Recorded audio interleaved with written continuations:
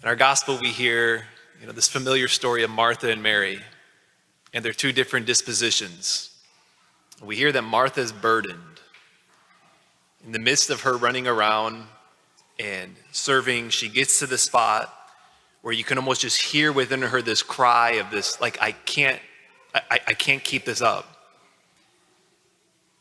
You hear this cry for relief, and she sees someone else who's not depleted. She sees someone else who's not exhausted, Mary. And Martha, just cries for help. She turns to Jesus and says, I can't keep this up. I need help. This isn't sustainable. Last week and this week, we're looking at how our culture promotes us towards getting out of balance. That we need to be attentive to see ways in which our culture encourages us, promotes us, of living a life that's not in balance. Last week, we looked at our culture promotes and encourages us to be self-absorbed, of us to live inward. Our culture training us to think and live in a spot that we are the center of the world. And how our neighbor, noticing our neighbor, seeing Christ in our neighbor, calls us out of ourselves to the spot of giving and the spot of love. And ultimately, seeing Jesus in our neighbor is that antidote. This week, if there's anything that our culture promotes more than busyness and hyperactivity, I don't know what it is. And the pace of modern life continues to get ratcheted up. That's true for our professional lives, whether it's you're working or you're in school, really whatever age, is this expectation to always be on, that the emails should always be answered, but also our personal lives, of this connectedness in front of screens. I find myself when I text a friend or a sibling, it's like, and they don't respond back to me right away. It's almost like, what are they doing? How are they not responding to me right away? But that's almost the expectation. And the result is more and more people feeling as if they're running themselves into the ground, or that they are, the phrase that you hear a lot right now is burned out. Last year, I came across the fact that the World Health Organization has added burnout to its handbook of medical diagnoses. And burnout, they define as a syndrome resulting from chronic workplace or life stress that has not been successfully managed. And it describes symptoms of burnout as this: feelings of depletion or exhaustion, feelings of mental distance or negativity about one's job or one's state in life, one's relationships. I'd even add one's faith, or reduced effectiveness or fruitfulness in one's life, or fruitfulness in one's relationships, or even creativity. Companies are spending tons of money in trying to figure out ways in which our employees don't get burned out. Because when you're consistently living in this spot of depletion or exhaustion, creativity goes down. So another symptom of being more irritable or impatient with others. We're constant in this spot of exhaustion, constant spot of depletion, more irritable, less patient. We all have heard these stories over the last year, especially of those in-flight passenger disturbances where conflict goes on and the planes actually even overseas flight had to turn around and come back. From 1995 to the year 2020, there were on average 180 investigations of these in-flight passenger disturbances, 180 per year. 2021, there was over 1,000, an increase of 500%. Of course, multi-varied, big time, a lot of the cases were with the mask. But even this year, we're on pace of beating the 2021 number. All of an indication that humanity is out of balance. And I think we know it, I read that the CEO of Expedia, the online travel agency, the CEO of Expedia says that this summer, when it's all said and done, will be the most traveled summer on record. It's like there's this sense of let's go recover from the depletion, the exhaustion, and let's get away. It won't work. The 2 weeks away on the beach, the 4 weeks even at the lake house is not an antidote to a consistent, out of balance life. How do we know that to be the case? 4 weeks later, after you get back from the trip, you're looking for the next trip. I'm tired. Or heck, not 4 weeks, the first week back, we're looking for the next trip. Martha's cry, and Jesus' response, Martha, Martha, the 2 times of indicating this tenderness and also indicating this sense of urgency. You can't keep this up. There is need for only one thing, Jesus says. The soul is healed through union with God.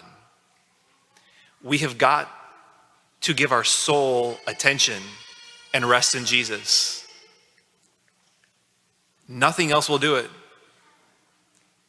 It is from that place and that place alone in which you and I are healed, in which we find rest. It's that place and that place alone where we can come into balance and we can avoid burnout. We even increasingly so, even outside of the Christian or religion talk, is you even hear in this secular society of talking about how we need more of hey, get off the screen more right before going to bed. It's not good for us.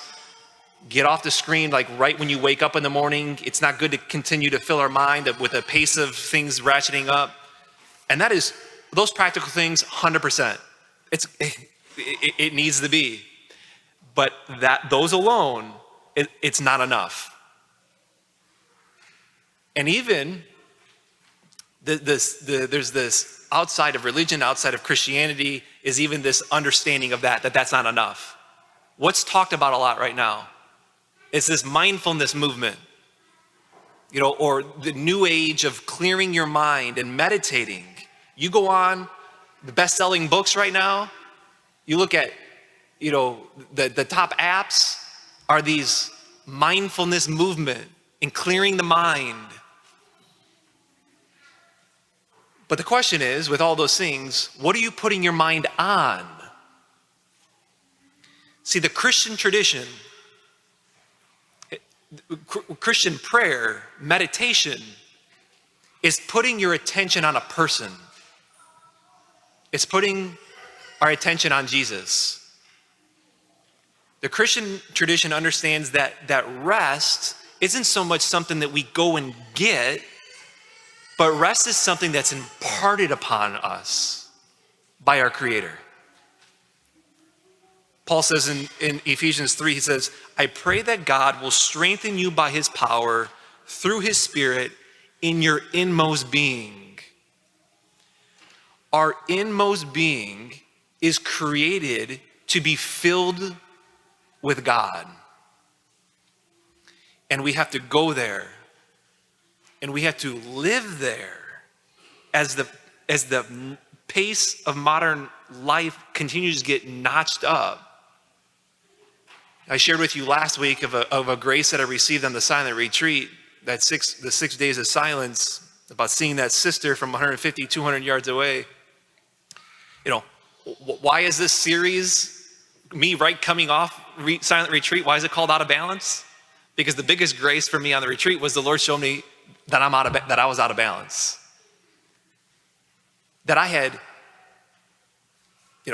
people from St. Mary's Mokina would see me on live stream and they would text me or email me and say, Father Mark, are you okay? You look tired. Are you sure you're okay? Next month later, yeah, I'm fine. Everything's fine. I had not realized that I had fallen out of this deep communion with God. Had I stopped praying? No. Had I continued, like every day I'd prayed my holy hour in the morning, first thing in the morning. But what for me, with the increased responsibilities as I'm still trying on this new skin as pastor, what had become for me in prayer was in my mind, I was Martha. And it was in prayer of just thinking about all these details and things that I had to do and being anxious about, without a concern or the understanding or a thought even that there was a person in front of me. No concern whatsoever that Jesus was there. So similar, like a relationship we might have with talking with somebody, and you might just have that mindless babbling and you're like, do they even know I'm in front of them? That can be the same thing with prayer. And that was me for the last chunks of months here. And what the result of that is us, and it was me, is falling out of communion and receiving from him, resting in him, receiving his love. I stand before you to tell you that Jesus restored me on that silent retreat. That I stand before you back into communion with him, receiving from his love. The running around for all of us, it's not going to stop. It continues. Responsibilities don't go away. But it needs to flow through with the kids, with the responsibilities, with work, still remain. But it needs to flow through communion with him and union with Jesus. That was the lives of the saints. The saints did remarkable things. They did remarkable things, but they did it from a spot of communion and intimacy with the divine. Because it's what our hearts need. What does Jesus say to Martha? There is one thing that you need, Martha. Mary has chosen the better part. This is what your heart longs for. This is what you need, Martha. One of my big roles, I feel increasingly so as the pastor here, as your pastor, is in the face of this hyperactivity that continues to get ratcheted up, is to always keep before you the fact that you need only one thing, and that it's him. It's communion with Jesus. A couple suggestions just for us for this week, some practical things for us to do. And that is, one, the rosary. The rosary, what's the point of the rosary? The point of the rosary is to draw our attention on Jesus. Is to put ourselves before him. To pray the rosary every day. Maybe it's with this gospel passage that we just heard, these few verses, every day this week, to pray this passage, to read this passage, enter the scene, and make the move from Martha to Mary, and to sit at Jesus' feet. Are the responsibilities going to go away? No. But we're putting him first and realizing and remembering and calling our attention to the fact that we need only one thing. All the other activities then are correctly ordered in our lives when we're putting him first and we're in the mindset that I need only one thing and I need it. Or I'm sitting in front of an icon this week, a picture of Jesus' face and an icon or a crucifix. And I sit there and it's, Lord, I'm going to give you my attention here for these 15 minutes. That will begin to heal your soul. And you will find rest and balance. Jesus Christ died, he's Lord, and he dwells in the depths of our souls. He didn't just encounter Martha and Mary in our gospel today, but he comes now to encounter you and me right now in the depths of our soul to give us rest. We will find rest there. We will be healed from all those symptoms of burnout of which the World Health Organization has lined out when we are with him. There's no question, pace of life has ratcheted up. Hyperactivity is promoted in our culture as a virtue. we do not have to fall into this on a path that leads to burnout and being out of balance, but rather to be with him, to rest in him, and to receive life.